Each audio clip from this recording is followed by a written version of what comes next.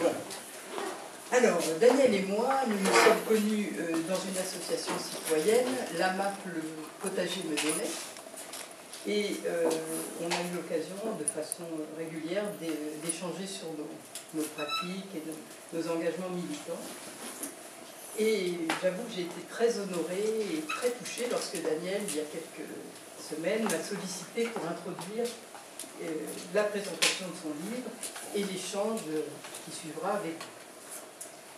Je ne vous cache pas que j'ai été un peu inquiète quant à ma capacité à être à la hauteur aujourd'hui. Praticienne psychosociologue, j'anime depuis plus de 15 ans des groupes de parole, de réflexion collective sur la pratique professionnelle, avec des enseignants, des éducateurs, des travailleurs sociaux, intervenant auprès d'enfants, d'adolescents ou de jeunes adultes. De près ou de loin, j'ai pu être concernée par les problématiques que développe avec talent et compétence Daniel, psychologue clinicienne puis psychanalyste, dans son livre, en s'appuyant sur son immense et riche expérience que vous allez découvrir, pour certains. Le livre de Daniel Epstein a trouvé son origine lors des attentats du 13 novembre 2016, au cours desquels elle a été confrontée à une explosion terroriste à quelques mètres de l'endroit où elle se trouvait. Une pensée terrible a traversé. Ce jeune terroriste a-t-il été, à une époque, suivi par la protection judiciaire de la jeunesse où elle travaillait? Face à des évolutions institutionnelles inquiétantes et fortes de son combat de clinicienne au sein de la PJJ, on dit la protection judiciaire de la jeunesse, de la PJJ, pendant plus de 40 ans, pour donner aux adolescents sanctionnés par la justice des possibilités de reconstruction psychique dans le cadre d'un dispositif collectif d'accompagnement éducatif et clinique, Daniel s'est senti investi de la nécessité et de l'urgence de transmettre le fruit de cette expérience et de ses réflexions et analyses. Ce livre, par son intensité, sa richesse, en est le témoignage. Et je dirais même plus, il est un cri d'alarme. Je ne résiste pas à vous lire ce passage poignant, pour offrir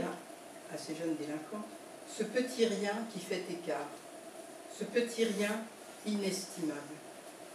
en ce qu'il va permettre parfois que se desserre l'étau de la malédiction, du mal dit,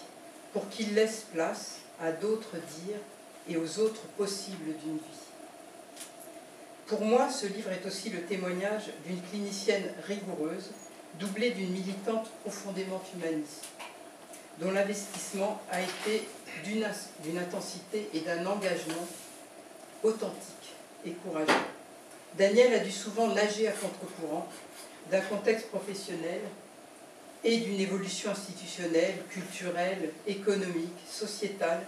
de plus en plus opposée à ses valeurs humaines profondes et à la démarche d'accompagnement originale qui œuvrait pour, comme elle nous le dit, que la prise en charge ne réduise pas l'adolescent à l'acte qu'il a commis. Je souhaitais aussi ajouter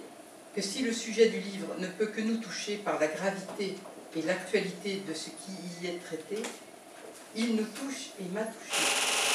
par la beauté et la force d'une écriture que j'ai trouvée alerte et insistante, qui, tout en étant par moments très théorique, joue de façon subtile sur les mots et leur polysémie, que Daniel fait vibrer avec finesse en nous incitant à aller au plus près du sens et sans doute de l'essentiel qu'elle souhaite partager avec le lecteur. Alors, ce livre est construit à partir d'articles que Daniel a réécrits pour que leur enchaînement se tienne bien et peut se prendre par différentes entrées. Chacun peut ainsi choisir de lire les parties qui l'intéressent le plus et dans l'ordre qui lui convient. Il est construit autour d'une réflexion clinique et théorique,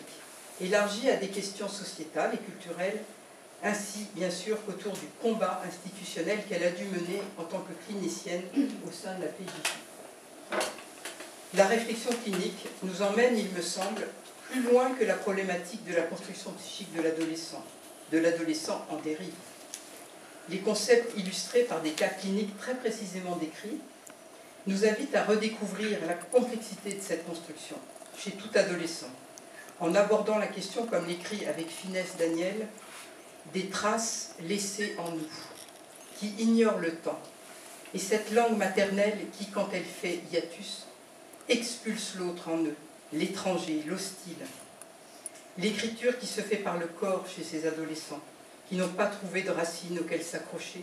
et qui plongent, pour ne pas s'effondrer, dans l'abîme de la toute-puissance, au risque de saisir les mirages de l'engagement djihadiste. Vous découvrirez à travers l'expérience engagée de Daniel comment, au sein de la PJJ, ont pu se nouer la clinique et le judiciaire, pour le plus grand bénéfice des jeunes accompagnés, pour ensuite malheureusement se dénouer avec l'évolution d'une approche judiciaire de plus en plus objectivée et évaluative. Une réflexion exigeante et approfondie vous est aussi présentée par Daniel sur les dimensions interculturelles et la question de l'identité née de l'exil, de sa prise en charge, sur les effets destructeurs de la société de consommation et de l'idéologie gestionnaire et évaluatrice qui envahit tous les fonctionnements institutionnels et malheureusement dépouille l'humain de sa responsabilité et de son humanité. Et dans le dernier chapitre, Daniel nous apporte un regard clinique intéressant et fort sur le terrorisme, émergence répétitive du refoulé qui revient depuis la nuit des temps. Mais il est temps de laisser la parole à Daniel pour qu'elle nous parle elle-même de son livre et que vous puissiez échanger avec elle et lui poser des questions que vous souhaitez. Je vous remercie de votre attention.